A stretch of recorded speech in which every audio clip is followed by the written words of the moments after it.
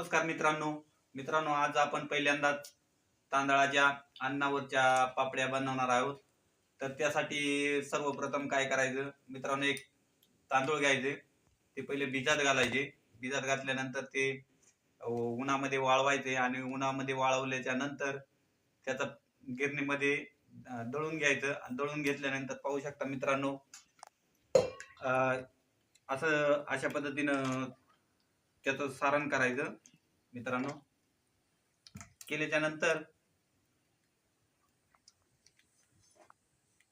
एक अन्नामध्ये पाणी ठेवायचं आणि अशा पद्धतीनं हे जे आपण सारण केलंय ते याच्यावरती ताटावरती ओतायचं आणि असं गोल करायचं। ते पुढे मी दाखवणारच आहे। हे आपण एक अन्नावर ठेवले, ती काढून घेऊ। पाहू शकता मित्रांनो, साधारण 1 मिनिट अन्नावरती ठेवायचं आणि इकडं एका पातेल्यामध्ये किंवा टोकरीमध्ये थंड पाणी घ्यायचं। पाण्याने काय होतं मित्रांनो,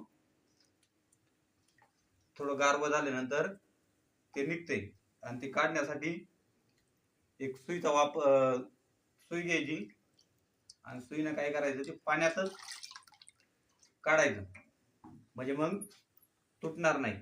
पाहू शकता, आता मी एक तुम्हाला काढून दाखवतो। असे गोल फिरवायचे, यानं काय होते, एकही आपली पापडी मोडणार नाही।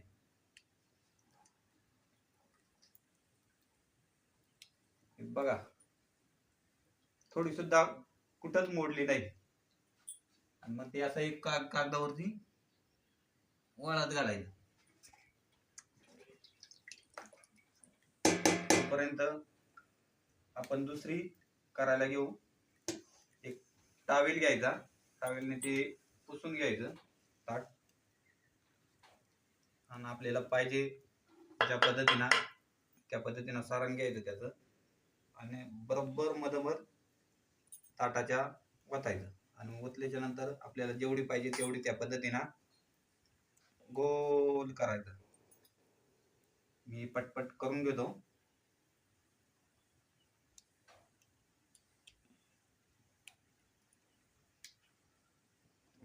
अशा पद्धतीनं गोल करून घ्यायचं।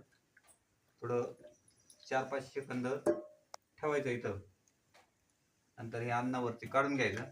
पाहू शकता, असं झाल्यानंतर काढून घ्यायचं, परत हे पाण्यामध्ये टाकायचं। परत आपण जे आता केलेली परत अन्नावरती टाकायचं। टाकल्याच्या नंतर परत हे काढायला घ्यायचं। अशा पद्धतीनं हळूहळू काढून घ्यायचं।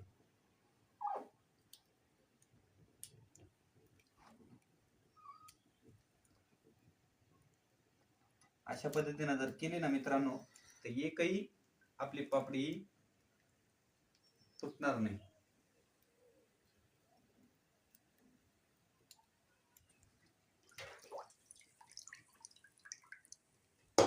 एकदम घरगुती पद्धतीनं मित्रांनो, अशा पद्धतीने आपणही करू शकता घरी।